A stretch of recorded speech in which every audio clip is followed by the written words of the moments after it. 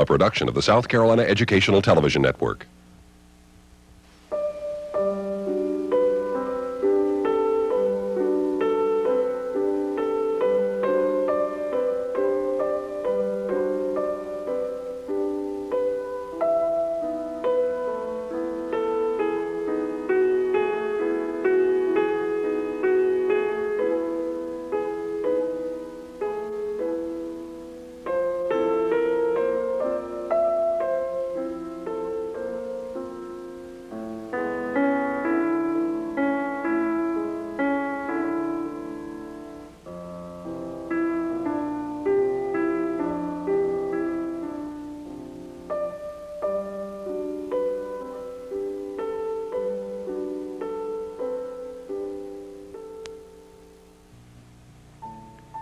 When Adolf Hitler arrived to power in 1933, the tradition of scholarship in Germany was destroyed almost overnight. So concluded Jacob Bronowski in his film series, The Ascent of Man. Bronowski went on to claim that this tradition of academic and social freedom was lost because the German university community failed to participate in the political and social events which led to Hitler's rise to power. The American educator John Dewey had warned of the need for schools to relate to the societies around them. In fact, he thought the aim of education should be to develop self-realized students who would be unafraid to speak their minds and who would participate actively in society. In 1933, one of Dewey's students, John Andrew Rice, founded an experimental college community with these ideas in mind. It was known as Black Mountain College and was located in the Great Smoky Mountains of North Carolina. Since he considered individual and group interaction necessary to the achievement of self-awareness, Rice set Black Mountain up with a very active program, one which would demand the participation of students and faculty alike. The faculty at Black Mountain owned the school. The students had one of their ranks on the governing board of fellows, and everyone took part in general meetings which were held to discuss community concerns. As the college was unendowed, everyone had to chip in to run the physical plant of the place. They maintained the buildings, operated a farm which kept them in dairy products and vegetables, and even built and designed buildings. In addition to this group activity, which provided people with the opportunity to achieve together, there was the opportunity for the individual to express himself through the curriculum and the arts. At Black Mountain, art was equated with a total approach to living. That is, through a person's participation in an artistic endeavor, he could exercise his imagination and become more aware of order in the world than he could ever become through pure thinking alone. Rice's strong personality and well-developed philosophy gave the college a sense of purpose during its early years. His Plato class became the nucleus for discussion and examination of ideas. And both in the community at large and in the classroom, he exhorted his students to emotional maturity, attacking without mercy the masks behind which one usually protects himself. If Rice's class was the most important in the college, the art classes, central to the curriculum as they were, attracted the most attendance. They were designed and taught by Joseph Albers, a teacher of painting who had come to Black Mountain from the Bauhaus School of Design in Germany. One of the first things Hitler had done when he came to power was to close the Bauhaus. This remarkable school had tried to find a new approach to education which would promote a creative state of mind among its faculty and students. This creative state would lead Bauhausers to a new attitude toward life. They had borrowed this and other ideas from John Dewey, and so when Joseph Albers and his wife Annie, an instructor in weaving at the Bauhaus, came to Black Mountain in the fall of 1933, they found an atmosphere similar to the one they had left. Albers and Rice shared the view that the purpose of a general education was the development of the will and ability to act. This was a dynamic relationship to the present, as opposed to a passive absorption of knowledge. With the emphasis on the present, Albers in his classes tried to open his students' eyes to a kind of active visual awareness, a constant seeing and perceiving, he called it. He tried to make his students see that the life of an object involved its inner qualities, its external appearance, and finally, its relationship to other objects. At least two of his students, namely Kenneth Noland and Robert Rauschenberg, who went on to become important figures in American art of the 60s, seem to have gotten something from this message. Strengthened by the reputations and contacts of both Albers and Rice, the Black Mountain idea generated a good deal of attention. Rice, whose theories on education had been well publicized, enlisted the support of John Dewey, who served on the college's advisory board and was a frequent visitor to the campus. Albers drew in the attentions and talents of many of his Bauhaus colleagues, who as visitors and full-time teachers disseminated much of the Bauhaus experience into the United States through the Black Mountain classrooms.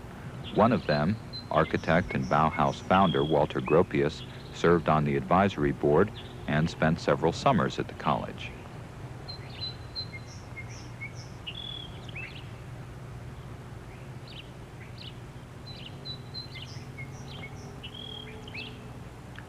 Through these backers and others, word spread that the college was a place sympathetic to those whose lifestyles cried out for alternatives, and the resultant immigration of the gifted to the hills of North Carolina is one of the great stories of 20th century American arts and letters.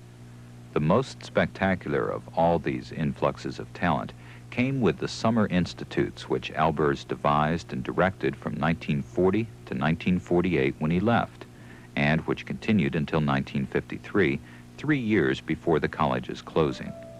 For example, there was the mixed media event of 1952, which, undesigned by John Cage, featured in one evening that composer performing 10 of his compositions, poetry readings by Charles Olson and Mary Caroline Richards, a showing of paintings by student Robert Rauschenberg, who also played recordings of his choice, and dances by Merce Cunningham. This event is credited with being the first of its kind in the United States. Or consider the summer of 1948, during which Buckminster Fuller built his first large-scale dome on the Black Mountain compound. Made of aluminum Venetian blind material, the structure refused to soar, but provided Fuller with information concerning the critical point at which additional weight would produce collapse. Also taking place that summer was a production of Eric Satie's play, The Ruse of the Medusa, which, translated by M.C. Richards, starred Buckminster Fuller as the Baron Medusa, Elaine de Kooning as the Baron's daughter, and Merce Cunningham as the mechanical monkey. It was directed by then Black Mountain student Arthur Penn and included musical direction by John Cage, choreography by Cunningham, and sets by Elaine de Kooning's husband, William.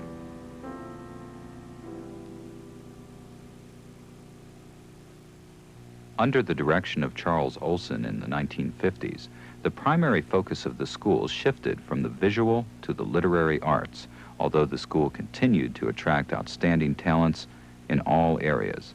During this period, two important literary publications were developed at the college. One, the Black Mountain Review, directed by Robert Creeley, and the other, the Jargon Publications of Jonathan Williams. Williams came to Black Mountain in the summer of 1951 to study photography with Aaron Siskind and painting with Robert Motherwell and Ben Shahn. It was the power of Olson as a man and as a teacher which drew him away from the visual arts and into the literary. Here he shares some reflections on the atmosphere at Black Mountain, in particular the academic atmosphere, and gives some insight into how the place was able to work for him. It's difficult in a sense to speak of Black Mountain in terms of the average college. Here it was in a kind of minimal boys' camp plant, which would have been very, well, I suppose, as I say, when I say minimal, it really was. There was no excess of anything except human activity.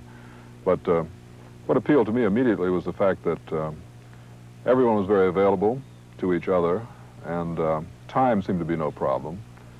I had left Princeton because time was very much a problem. It seemed almost impossible to reach the faculty, who were very set up to do their one lecture or two lectures a week. And then suddenly they disappeared, and the whole sense of the place dropped away. So I'd been looking for something in which I could do a lot of work quickly. So that, of course, was no problem with Charles Olson because, as you may know, some of his classes were legends.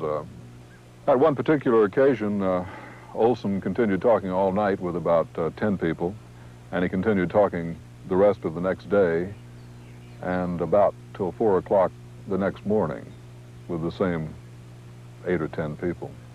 That was probably more instruction and more getting into things than I suppose I ever got out of an entire semester at Princeton, so that was very much what I was looking for. Olson exemplified a man whose attentions were very much in evidence, a man who was always available, always at work, and this was a marvelous lesson, particularly for one who was, whatever I was, 21 or 22. This whole feeling of largesse that he gave, and the amount of time that he was willing to put into a day, which was remarkable. As I say, not just his own work, but interaction with the people in the community. And it seems to me that a lesson I've learned since then is those who are stinting with their time and stinting with others are always complaining about not having time. I don't think that's a complaint I ever heard Charles Olson utter. And no matter how many poems or how many poets I've dealt with or published or all the travels and so on, I've never had the feeling or never wanted to have the feeling that I was being distracted by my activities. In other words, the activities became everything. Jonathan Williams' Jargon Press is itself a model of this notion of largesse. It is predicated on the idea that there are voices in poetry being ignored which deserve to be heard if a certain quality of language is to be preserved. And Williams takes responsibility for doing what he can to see that this quality of expression is preserved. That's always been my notion, that America's being the kind of country it was, you have to do the doing. You've got to go to Bainbridge, Georgia, or if you decided that Laureen Niedecker, for instance, was as good a poet as she was, you simply had to get yourself to Fort Atkinson, Wisconsin. She wasn't going to come on the airplane to see you. You had to go to her. And that, again, is that whole notion of being self-initiating. I don't sort of sit around waiting for these people to materialize. I mean, I go out and find them. I guess it has something to do with the life I lead, a lot of which is led on foot. I like to walk, and I find that I find things if I do go out and hike, and I find poems about as easily as I find people. And as I say, a lot of that came right from being here 25 years ago.